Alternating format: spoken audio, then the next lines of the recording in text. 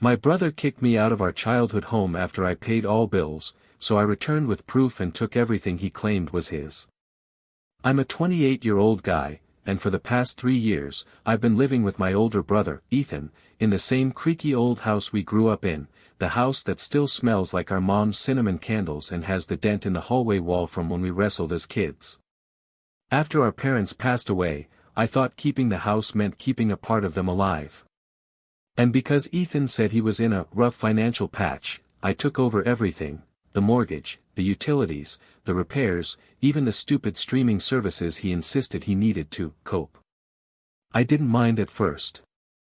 I kept telling myself, we're grieving. We need each other. Every time I handed over another payment or worked another late shift to make sure nothing fell behind, I felt like I was protecting what we had left of our family. I believed we were rebuilding a life together that didn't feel so empty. But slowly, things started to feel off. I'd overhear Ethan on the phone laughing with his friends, calling it his house, bragging about the freedom he had living here. Once, he even joked that he was lucky I liked playing the role of responsible little housewife. I laughed it off at the time, pretending it didn't sting. I told myself it was just dark humor, grief talking, or maybe he was embarrassed that I was carrying him financially. But then more comments followed, jabs about how much I worked, suggestions that I should be grateful he lets me live here, even though I was the one covering every cost. I brushed it off, convincing myself he just needed time to get back on his feet. Looking back, I realized those were the first cracks in the foundation, tiny hints of a storm Ethan had already begun planning. And I was too loyal, too blinded by family, to notice what was coming next. It didn't take long for Ethan's attitude to shift from passive dependence to full-blown ownership, as if the house magically belonged to him alone. He started deciding who could come over, my friends included, and once even told my coworker to text before showing up to my place, even though I was the one who invited him. If I cooked in the kitchen, Ethan would hover in the doorway and say things like, "Don't use that pan, it's mine," or "Don't leave the counter wet, this is my space." He said it so casually, with this smug confidence that made me pause. Then the messes started. Not small messes, disasters. Empty takeout containers molding on the coffee table, dirty socks scattered across the hallway, beer bottles rolling under the couch. Whenever I pointed it out, he'd shrug and say, "You're better at this stuff anyway. Just clean it." As if I'd applied for a full-time maid position instead of being his brother keeping a roof over both our heads. And the worst part? He stopped contributing completely. No groceries, no toiletries, not even splitting gas when we used my car. Every time I came home with grocery bags, he'd rummage through them like a teenager raiding a fridge he didn't pay for. One afternoon, while searching for a toolkit, I found a pile of unopened envelopes stuffed behind the microwave. All addressed to Ethan. Credit card warnings. Overdue subscription notices. Letters from companies politely demanding payments he'd completely ignored. I held them in my hands, realizing these weren't new, they'd been stacking up for months. When I finally confronted him, the conversation went exactly like this: "Ethan, what's going on? These bills." He didn't even look up from his phone. "Seriously? Stop being dramatic. It's just money. It's your money. And your debt. So what? You're acting like this affects you."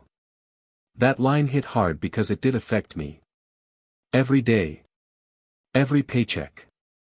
And as he walked past me like I was an annoyance, I felt the first real flare of anger, because his entitlement wasn't slowing down. It was accelerating. The shift from entitlement to dominance happened so quietly that I didn't recognize it until it was already in full swing. Ethan started hosting these loud, chaotic parties, music blasting until 3 a.m., strangers stumbling through our hallways, people smoking on the porch like it was a public bar. And every single time someone complimented the house, Ethan would grin and say, "Yeah, it's all mine. Got it after our parents passed." He never even glanced in my direction, never acknowledged that we grew up here together, that I was the one keeping the lights on. I remember watching him hold court in our living room, acting like the king of a kingdom I was apparently just visiting. Then he started locking doors. My parents' old room. The storage closet. Even the basement. When I confronted him about it, he shrugged and said, "I'm renovating." "Don't touch anything." "Renovating with what money?" "My money." He hadn't paid a cent toward this house in years, but suddenly he was acting like a landlord, protecting his property. Our arguments exploded more often, and every time, he twisted reality further. "You're mooching off me," he said once, pointing toward the kitchen. I laughed in disbelief. "I pay for literally everything, yeah. And you live here for free. I don't charge you rent." Hearing him say that made my stomach drop. It was like he'd rehearsed it. A few days later, my aunt called, confused. "Sweetie, why aren't you helping your brother with the bills? He says he's drowning." I felt this cold wave wash over me. Ethan wasn't just acting out, he was rewriting the story, painting me as some freeloading burden. My friends started noticing, too. One of them said, "Dude, this feels deliberate. Like he's setting the stage for something." And that's when it hit me, Ethan wasn't just irresponsible anymore. He was becoming territorial, like he was preparing to take something that didn't belong to him. And I could feel the ground shifting under my feet. It happened on a Thursday night, the kind of night where nothing feels out of place until your entire world suddenly tilts. I'd just gotten home from a late shift, still wearing my work uniform, when Ethan stood waiting for me in the living room, arms crossed, jaw tight, eyes sharp in a way I hadn't seen before. He didn't even let me take off my jacket before saying, "You need to get out. I want my space back." For a moment, I genuinely thought he was joking. I laughed, confused, and said, "What are you talking about? I pay for everything here." But he didn't flinch. He stepped closer, invading my space, and repeated it slower, like I was too stupid to understand. "I want you out." My chest tightened. "Ethan, I have receipts, every mortgage payment, every utility bill, every repair, since Mom and Dad died. What are you even saying?" He waved his hand like I was a child babbling nonsense. "That doesn't matter. This house was willed to me emotionally. I was the eldest. I was." I'll never forget the sick, hollow feeling in my stomach when I walked up the driveway that day. I just finished a brutal double shift, dreaming of a shower and sleep, but instead I saw trash bags, my trash bags, piled on the porch like I was some unwanted stray he finally got tired of feeding. The locks on the front door, the back door, even the garage, every single one had been changed. Fresh metal. New keyholes. My key didn't fit anywhere. I stood there frozen, trying to process what I was looking at, when Ethan appeared in the upstairs window with this disgusting, triumphant smirk on his face. He slid the window open just enough to lean out and say, "Time to find your own place like an adult." His voice was dripping with satisfaction, like he'd been waiting months for this exact moment. A few neighbors stepped outside, whispering to each other. They all knew I was the one who shoveled the driveway, mowed the lawn, handled repairs, paid the bills. One of them even approached me slowly and said, "Is everything okay?" I didn't have an answer. All I could do was stare at the house that held every memory of my childhood while Ethan acted like I was a stranger invading his castle. I called the police, hands shaking so badly the phone almost slipped. When the officers arrived, I explained everything, my payments, the sudden lock changes, the eviction with no notice. But Ethan walked right up to them, cool as ice, and said, "He doesn't live here. He's trespassing." And somehow they sided with him. "It's a civil matter," they said. "Take it to court." So there I was, standing in the cold with my life stuffed into garbage bags, and no legal authority willing to help me. That night, I sat on a borrowed couch in my coworker's cramped apartment, surrounded by trash bags full of my clothes, and for the first time in years, I felt completely hollow. The couch smelled faintly of old detergent and stale coffee, and every creak of the springs reminded me I didn't belong there. I stared at those bags, the same ones Ethan had tossed my life into, and I couldn't stop thinking, how did I end up here? How did I let him do this to me? I had given everything, years of work, money I could barely spare, emotional energy I never got back, because I believed Ethan was grieving and needed support. And yet to him, I was disposable. Replaceable. Someone he could kick to the curb without hesitation. That realization sat in my chest like a stone, crushing every bit of hope I still had. Then the phone calls started. My aunt. My cousin. 2 days after hitting rock bottom, I forced myself to pull everything together, papers, receipts, old statements, anything I could use for legal advice. I sat on the floor of my coworker's spare room, the hum of the cheap box fan filling the silence as I opened a battered cardboard folder I hadn't touched in months. Inside were years of mortgage statements, each one crisp and painfully clear. And when I looked at the name printed at the top of every page, my heart stopped. It was only my name. No joint ownership. No split payments. No cosigner. Just me. Every payment going out. Also me. Every auto draft. My account. My income. My responsibility. Ethan hadn't paid a single cent, not once. The reality hit me like a punch. While I was breaking my back to keep the house afloat, he was coasting on lies and entitlement. I kept digging, desperation turning into something sharper, something like anger mixed with clarity. That's when I found a separate stack of documents, ones I'd never seen before. Home ownership applications. Requests for transfer of deed. And on the bottom of one form, there were 2 signatures, his, and what looked like mine. Only it wasn't mine. It was a sloppy imitation, the kind someone would scribble after glancing at your handwriting once. My entire body went cold. This wasn't a spontaneous eviction. It wasn't a heat-of-the-moment decision. Ethan had planned this. He'd been trying to steal the house outright, using forged documents and fake signatures to worm his way into ownership. He didn't just want me gone, he wanted everything our parents left behind. Hands shaking, I called an attorney and explained what I found. I emailed photos of the documents, and within minutes they called me back. Their tone shifted instantly. This isn't just wrongful eviction, they said. This is fraud. Forgery. Identity misuse. You have a strong case. And for the first time since this nightmare began, I felt something powerful rising in my chest. Leverage. Real, undeniable leverage. And Ethan had no idea what was coming. For the next several days, my life became nothing but paperwork, screenshots, and long calls with my attorney. I sat at my coworker's dining table, surrounded by folders and printed emails, piecing together every financial breadcrumb from the past 3 years. I pulled bank records showing every mortgage draft came from my account. I printed receipts for repairs, utilities, groceries, everything Ethan claimed he was helping with. I even dug through old texts where he flat out admitted, I can't pay this month. Cover me again. Each message felt like a knife at the time, but now. They were evidence. Evidence he could never talk his way out of. My lawyer dug even deeper.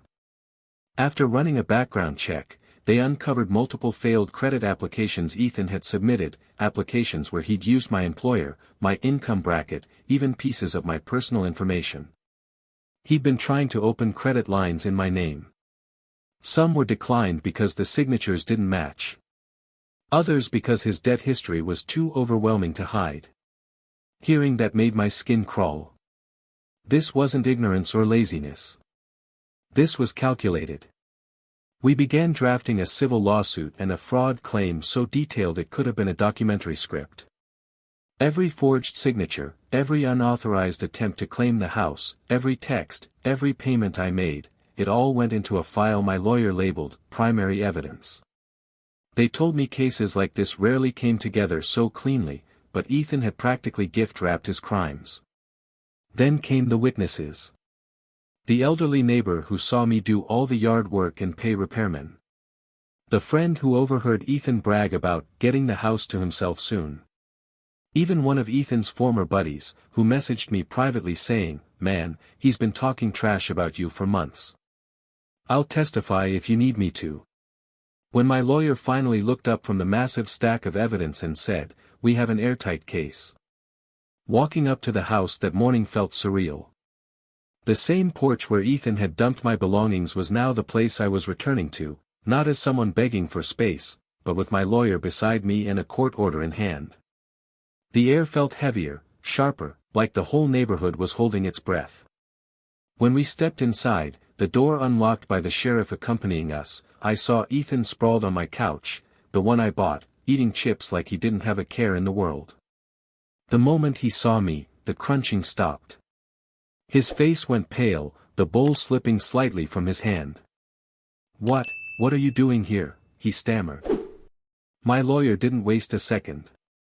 They handed Ethan the thick stack of documents, mortgage records, forged signatures, fraud evidence, and the court order reversing the eviction.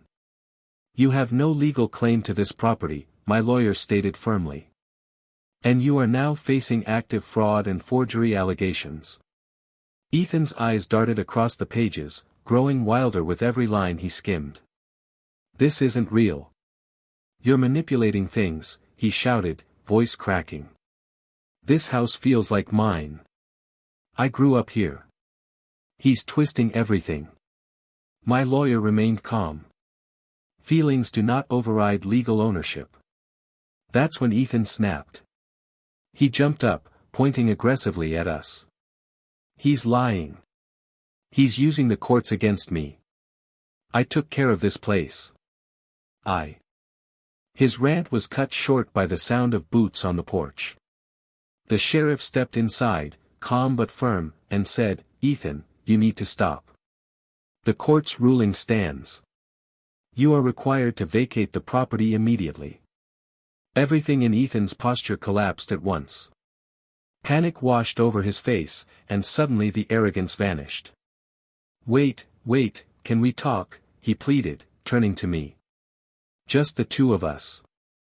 We can work something out. Please." But I said nothing. I didn't have to. The legal system, the truth, was finally speaking for me. Ethan didn't fight when the sheriff told him he had to leave. He couldn't. The court order was ironclad, and the officer made it clear, he was allowed to take only what he could prove he purchased. Suddenly, the man who had claimed the house was emotionally willed to him was scrambling around, digging through drawers and boxes, trying to justify ownership of things he never paid for. My lawyer stood near the doorway, arms crossed, watching with the same expression you'd give a child caught stealing candy. And one by one, Ethan's claims crumbled. The couch. My receipt. The fridge. My bank statement. The TV. My online order confirmation. The bed he'd been sleeping on for 3 years. Also mine. Watching him carry out a single small duffel bag, his only provable belongings, was surreal. The same man who had thrown my life onto the porch now walked away with less than I had. The calls started the very same night the sheriff escorted him off the property. At first, they were angry, voicemails full of blame and denial. But by the next morning, the tone shifted. Ethan's voice cracked through the speaker as he whispered, "I panicked. I didn't mean to hurt you. Please just call me back." By the afternoon, he was crying openly, begging for a chance to explain. It was jarring hearing the same man who had once smirked at me from an upper window now gasping for breath between apologies. Over the next few days, the messages became more frantic. "Please, I don't have anywhere else to go. I can't afford a hotel. I messed up, okay? Just let me stay for a little while." But every voicemail only reminded me of the night he stuffed my life into trash bags and changed the locks without hesitation. The way he gloated. The way he told the police I was trespassing. He hadn't panicked then. He was confident. Cold. Prepared. My In the weeks after Ethan was removed, the house felt painfully quiet, almost too quiet. But instead of letting that emptiness sink into me, I used it as a starting point. I spent early mornings repainting the walls, patching holes from Ethan's reckless parties, and replacing things he'd broken or neglected. With each repair, the house slowly shifted from feeling like a battleground to something healing, something mine. I'd stand in the hallway some nights, listening to the hum of the heater, and feel a strange sense of safety I hadn't felt in years. I rebuilt my routines with the same deliberate care. Paying bills early instead of scrambling. Cooking meals in a kitchen that no longer smelled like stale beer. Sleeping in a bedroom that felt like peace instead of tension. And with every quiet morning and steady paycheck, I realized how badly I'd twisted myself to accommodate someone who would have never done the same for me. I started setting boundaries with everyone, not out of bitterness, but clarity. When relatives called with their opinions, I gently reminded them I wasn't available for drama or guilt anymore. When old friends mentioned Ethan, I shut it down. That chapter is closed, I'd say. And I meant it.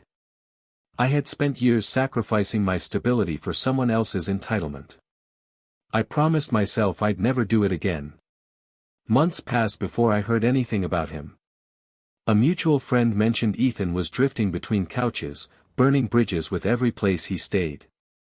Always blaming someone else. Always the victim in his own stories. A part of me expected to feel vindicated, or triumphant, but I didn't feel anything except distance. Like it was happening to a stranger. Because the truth is, revenge wasn't what I needed. Peace was. The house that once held so much chaos now holds sunlight, quiet mornings, and the version of myself I lost along the way. I didn't just win back the property Ethan tried to steal. I reclaimed my independence. My boundaries. My self-respect. My future.